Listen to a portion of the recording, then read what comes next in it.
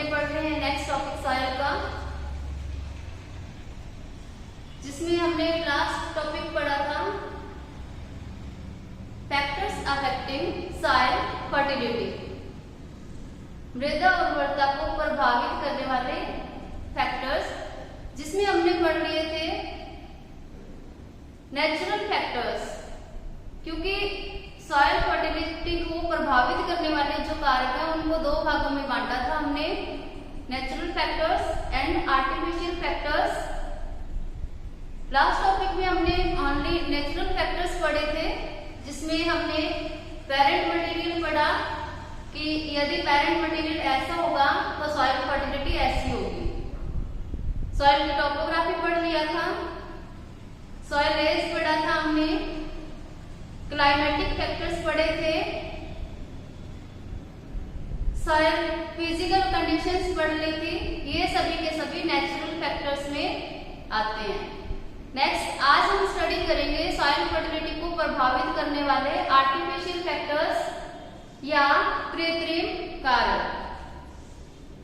तो हेडिंग डाल देती हूँ आपको, आर्टिफिशियल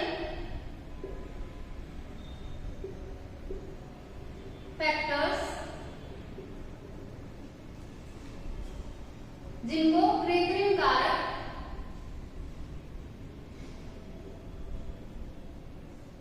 कहते हैं। बहुत सारे आर्टिफिशियल फैक्टर्स हैं जो सॉइल फर्टिलिटी को प्रभावित करते हैं। किस तरीके से उनको मैनेज करके सॉइल फर्टिलिटी को बनाए रखा जा सकता है, ये हम अभी पढ़ेंगे। तो सबसे पहला जो आर्टिफिशियल फैक्टर है, क्रॉपिंग सिस्टम,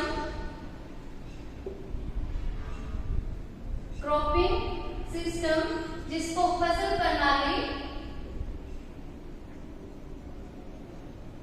कहा जाता है। फसल प्रणाली यानी कि कौन सा क्रॉपिंग सिस्टम अपना करके हम सॉइल फर्टिलिटी को बनाए रख सकते हैं। तो हम सभी को पता ही है कि अगर हम साइंटिफिक क्रॉपिंग सिस्टम अपनाएंगे तो सॉइल फर्टिलिटी और सॉइल के जो स्ट्रक्चर है वो सही बनी रहेगी। साइंटिफिक क्रॉपिंग सिस्टम कौन सा होता है कि जिसमें हम फसलों के साथ साथ में लेग्यूम्स क्रॉप्स का यूज करके खेती करें। अगर हमने कोई फील्ड में क्रॉप लगाई है, उस क्रॉप के साथ में लेग्यूम्स क्रॉप मिला करके अगर हम लगाएंगे तो उससे क्या होगा कि सॉइल के अंदर जो नाइट्रोजन का फिक्सेशन करने वाले जो ऑर्गेनिज्म हैं वो सही मात्रा में बने रहेंगे और वो क्या करेंगे, सॉइल का फ्राइबल कर देते हैं, सॉइल स्ट्रक्चर को ग्रैन्युलर बनाते हैं। तो इसके लिए हमें जो हमने क्रॉप में लेग्यूम्स क्रॉप मिला करके खेतों में लगाया, या जो ये प्रोसीजर है वो मिक्स्ड एग्रीकल्चर कहलाता है। ठीक है, इसके अलावा क्रॉप रोटेशन अपना करके, क्रॉप रोटेशन यानी कि फसल चक्र, फसल चक्र अपनाकर अगर खेती करेंगे तो ये भी तरीका साइंटिफिक होता है। फसल चक्र का मतलब यदि फील्ड में आज जो क्रॉप लगाई हुई है, नेक्स्ट टाइम में उस फील्ड के अंदर बदल करके अदर क्रॉप्स को लगाना क्रॉप रोटेशन कहलाता है। यानी बदल कर फसलों को लगाना क्रॉप रोटेशन कहलाता है। ऐसा करने से जो अलग अलग टाइप के न्यूट्रिएंट्स हैं या अलग अलग सिस्टम की जो क्रॉप्स होती है उसकी क्लाइमेटिक फैक्टर या उसका इरिगेशन सिस्टम सब अलग अलग होता है सभी क्रॉप्स का। तो मिले जुले फैक्टर्स हैं वो सॉइल के अंदर आ जाते हैं, फर्टिलाइजर्स भी आ जाते हैं, जिससे सॉइल की जो फर्टिलिटी है वो बनी रहती है। ओके, तो हमें क्या करनी चाहिए, मिक्स्ड एग्रीकल्चर अपनाना चाहिए, क्रॉप रोटेशन अपनाना चाहिए। ये कहलाता है क्रॉपिंग सिस्टम। ये अपनाएंगे तो सॉइल फर्टिलिटी सही बनी रहेगी। नेक्स्ट आर्टिफिशियल फैक्टर में पढ़ते हैं हम वाटर लॉगिंग कंडीशन या वाटर लॉजिंग या वाटर लॉगिंग, जिसको बोलते हैं जलावनान दशा, वाटर लॉगिंग कंडीशन। हमें पता है कि वाटर लॉगिंग कंडीशन क्या होती है कि आवश्यकता से ज्यादा फील्ड में पानी का होना। खेत में पानी अधिक मात्रा में होना वाटर लॉग्ड कंडीशन कहलाता है। और आवश्यकता से अधिक वाटर चूंकि फसलों के लिए हानिकारक होता है। क्यों? क्योंकि जो वायुजीवी जो जीव हैं उनकी सारी की सारी क्रियाएं बंद हो जाती है। इसके अलावा जड़ें, अगर वाटर खेत में एनी टाइम भरा रहेगा, आवश्यकता से अधिक वाटर होगा, तो जो क्रॉप या प्लांट्स है उसकी रूट है वो गलने लग जाती है, सड़ने लग जाती है। क्योंकि जड़ें क्या करती है? रेस्पिरेशन का कार्य करती है, श्वसन का कार्य करती है। तो वाटर लॉग्ड कंडीशन होने से, जलाक्रांत दशा होने से श्वसन की क्रियाएं जड़ों द्वारा रुक जाती हैं। और जो सॉइल में वायुजीवी जो ऑर्गेनिज्म पाए जाते हैं उनकी एक्टिविटी भी क्या हो जाती है? कम हो जाती है, जिससे सॉइल पर हार्मफुल इफेक्ट पड़ते हैं, यानी फर्टिलिटी उसकी कम होने लगती है। अगर हम वाटर को निकाल देंगे, यानी कि वाटर ड्रेनेज कर देंगे, आवश्यकता से अधिक जो वाटर है उसको निकाल देंगे और सही लेवल कर लेंगे, तो सॉइल की फर्टिलिटी बनी रहेगी, जड़ें भी श्वसन करने लगेंगी, वायुजीवी जो ऑर्गेनिज्म है वो भी सही मात्रा में एक्टिव हो जाएंगे, देन सॉइल की फर्टिलिटी भी बनी रहेगी। Next, soil pH. नेक्स्ट कौन सा फैक्टर है? आर्टिफिशियल फैक्टर में सॉइल पीएच। फर्स्ट ईयर से हम पढ़ते आ रहे हैं। सॉइल फैक्टर्स की स्टडी करने से पहले सॉइल पीएच होता क्या है तो हमें ये पता होना चाहिए। सभी को पता ही होगा सॉइल पीएच। यहाँ P का मतलब क्या होता है? पावर। H का मतलब क्या होता है? हाइड्रोजन आयंस, यानी कि power of hydrogen ion concentration, power of hydrogen ion concentration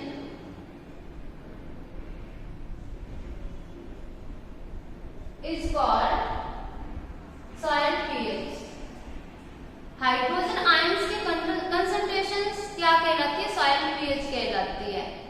हमें पता है कि हम आयनों की कंसंट्रेशन के आधार पर सॉइल को 3 भागों में बांटा गया सॉइल पीएच को, यानी कि जिस सॉइल का पीएच 7 होता है वो न्यूट्रल सॉइल कहलाती है, जिसका पीएच 7 से कम होता है वो एसिडिक सॉइल्स कहलाती हैं, और वे सॉइल्स जिनका पीएच 7 से ज्यादा होता है वो सोडिक या सैलाइन सॉइल्स कहलाती हैं।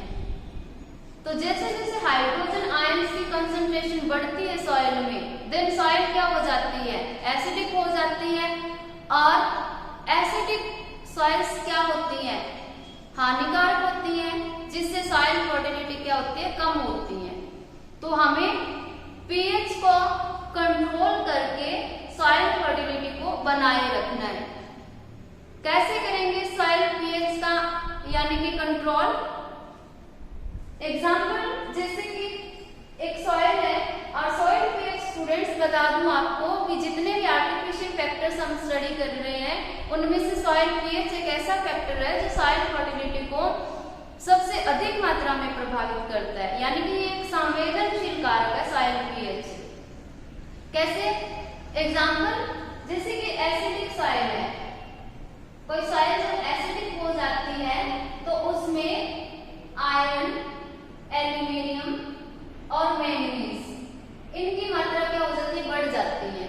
आयरन, एल्यूमिनियम और मैंगनीज की क्वांटिटी बढ़ जाती है, क्योंकि ये सभी क्या है? माइक्रो न्यूट्रिएंट्स हैं। जब ये ज्यादा मात्रा में हो जाती है तो सॉइल्स में जो प्राइमरी न्यूट्रिएंट्स है, फास्फोरस, वो अनअवेलेबल हो जाता है, यानी कि प्लांट्स को अप्राप्य हो जाता है, मिल नहीं पाता, पेड़ पौधे उसे प्राप्त नहीं कर सकते। और जब प्राइमरी न्यूट्रिएंट्स प्राप्त नहीं होगा तो प्लांट्स की ग्रोथ क्या हो जाती है? रुक जाती है। हो सकता है फ्लावरिंग भी उनमें सही तरीके से न हो।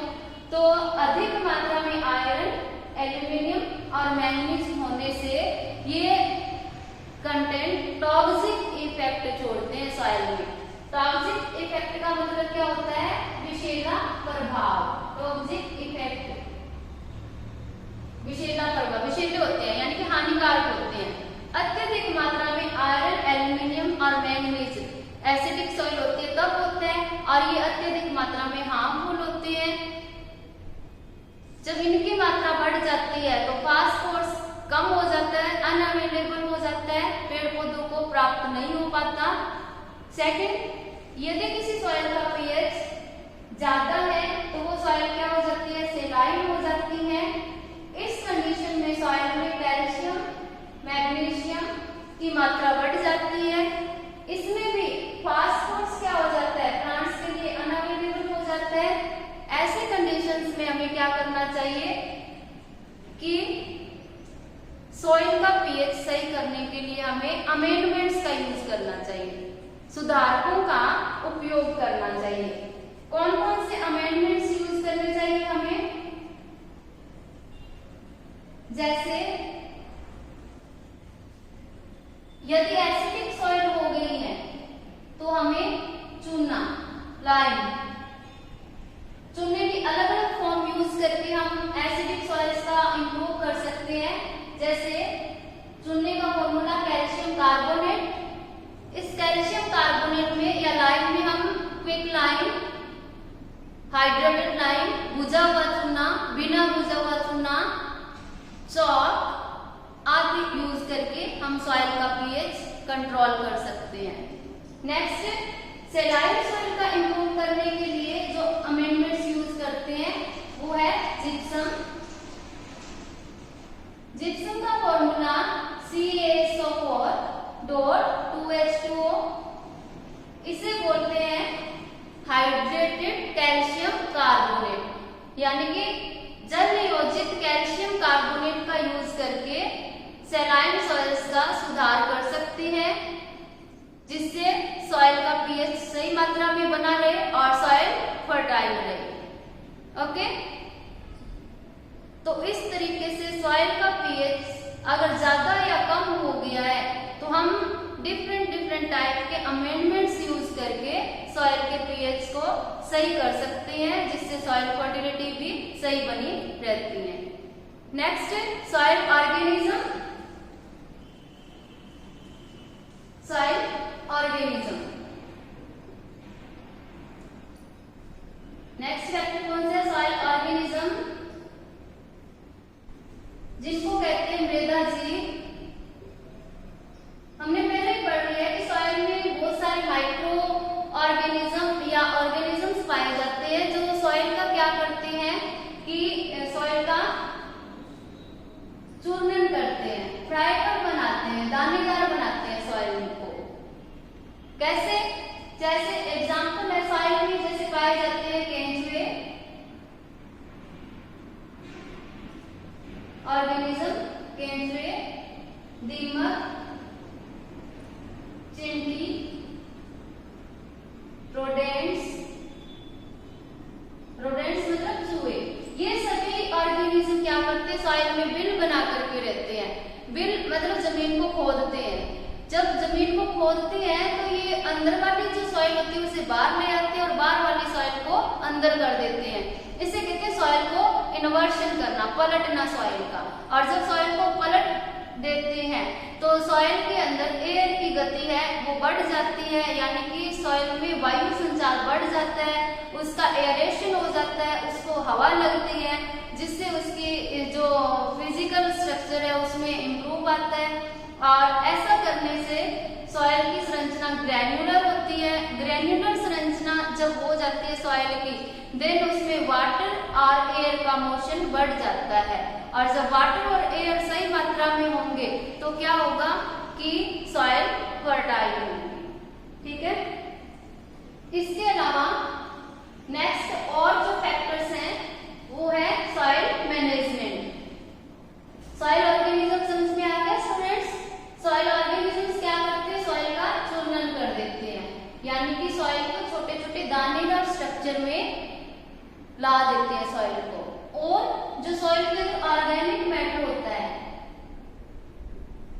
ऑर्गेनिक मैटर का पाचन करते हैं, डीकंपोजिशन करते हैं ऑर्गेनिक मैटर का, जिससे सॉइल क्या हो जाती है, ग्रैन्युलर होती है और सॉइल फर्टिलिटी इंक्रीज होने लगती है। Next factor soil management. Management. कैसे करना है सॉइल मैनेजमेंट जिससे सॉइल फर्टिलिटी बनी रहे? तो इसके लिए क्या करते हैं कि सॉइल की प्लॉइंग अच्छी करके, प्लॉइंग है टाइम टाइम पे करके सॉइल संरचना को सही कर सकते हैं, हम दानेदार बना सकते हैं। टाइम पर इरिगेशन करके सिंचाई का अच्छा ढंग, अच्छा सिस्टम अपना करके सॉइल मैनेजमेंट कर सकते हैं जिससे सॉइल फर्टिलिटी इंक्रीज हो। Next, control of weed. जो खेत में एक्स्ट्रा पौधे उग गए हैं जिनको वीड कहते हैं, जो किसी काम के नहीं है, अगर उनको खेत में से निकाल देंगे तो सॉइल मैनेजमेंट हो जाएगा और जो फसल हमने लगाई है वो अच्छी ग्रोथ करेगी। तो कंट्रोल ऑफ वीड करके सॉइल का मैनेजमेंट कर सकते हैं। Next, control of erosion.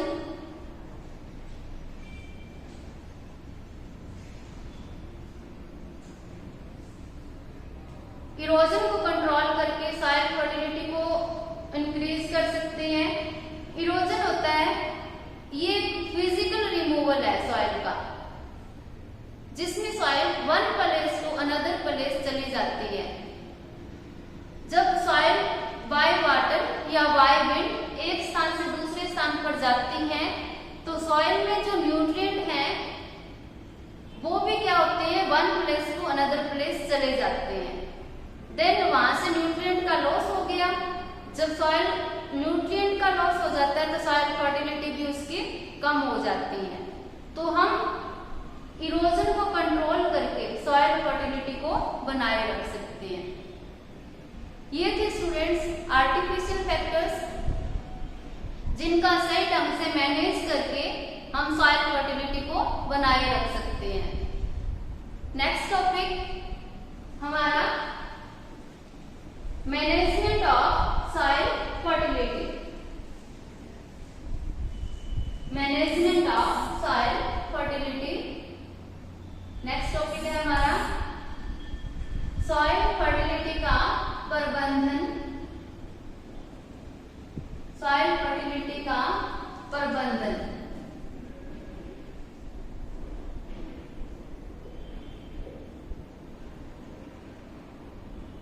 किस तरीके से सॉइल फर्टिलिटी को हम मैनेज कर सकते हैं, पढ़ेंगे पॉइंट्स कि ये अपना करके, ये करके मृदा उर्वरता को बनाए रख सकते हैं, सॉइल फर्टिलिटी को बनाए रख सकते हैं।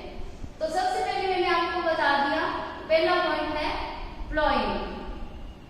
First point ploughing. अच्छी प्लॉइंग करके टाइम टाइम पे जुताई करके सॉइल की, सॉइल फर्टिलिटी को सही कर सकते हैं, जिससे क्या होता है सॉइल की संरचना में इंप्रूव होता है। प्लॉइंग करने से, प्लॉइंग करने से सॉइल की संरचना में इंप्रूव आता है और सॉइल की स्ट्रक्चर है वो ग्रैन्युलर बनती है। जब सॉइल की स्ट्रक्चर ग्रैन्युलर हो जाती है तो उसमें वाटर एंड एयर का मोशन इंक्रीज हो जाता है। वाटर और एयर मोशन यानी कि गति उनकी सही होने लगती है और सॉइल फर्टिलिटी बढ़ने लगती है। नेक्स्ट,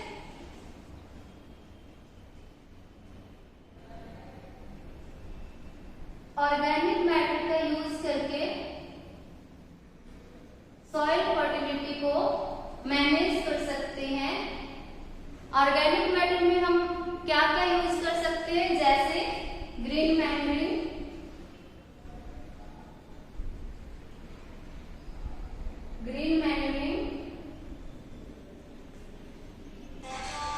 कंपोस्ट और ऑर्गेनिक मैन्योर्स। कंपोस्ट और ऑर्गेनिक मैन्योर्स ये हम अगर सॉइल में यूज करेंगे तो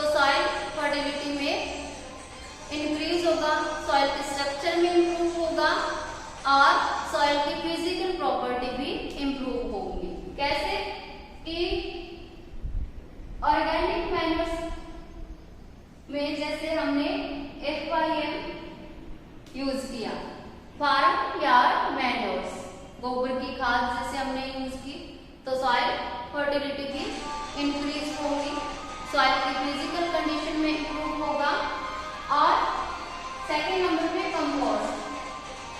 कंपोस्ट को दो भागों में बांटा गया है, जैसे urban compost and farm compost.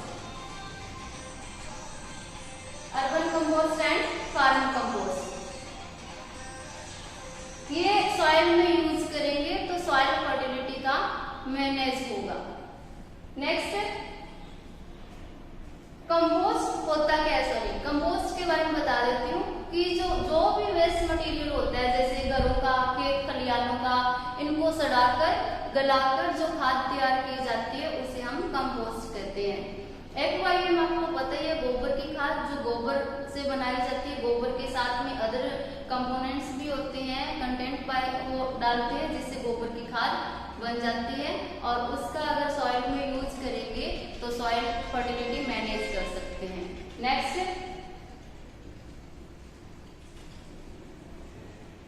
Fertilisers का यूज करके, use of fertilisers, use of fertilisers.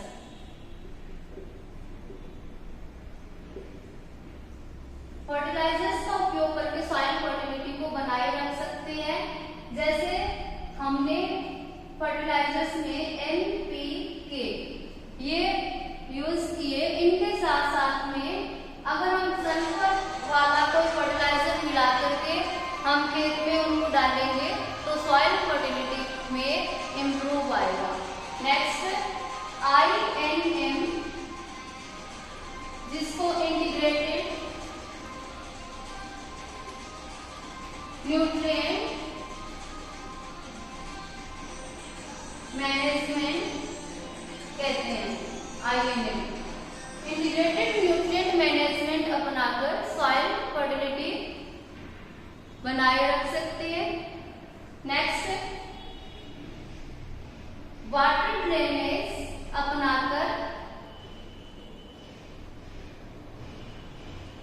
जो आवश्यकता से ज्यादा वाटर होता है खेत में उसको निकाल करके यानी वाटर ड्रेनेज करके सॉइल फर्टिलिटी का मैनेजमेंट हम कर सकते हैं। नेक्स्ट क्रॉपिंग सिस्टम अपनाकर सॉइल फर्टिलिटी को मैनेज कर सकते हैं। तो ये थे सॉइल फर्टिलिटी को बनाए रखने के या उसका प्रबंधन करने के सारे तरीके।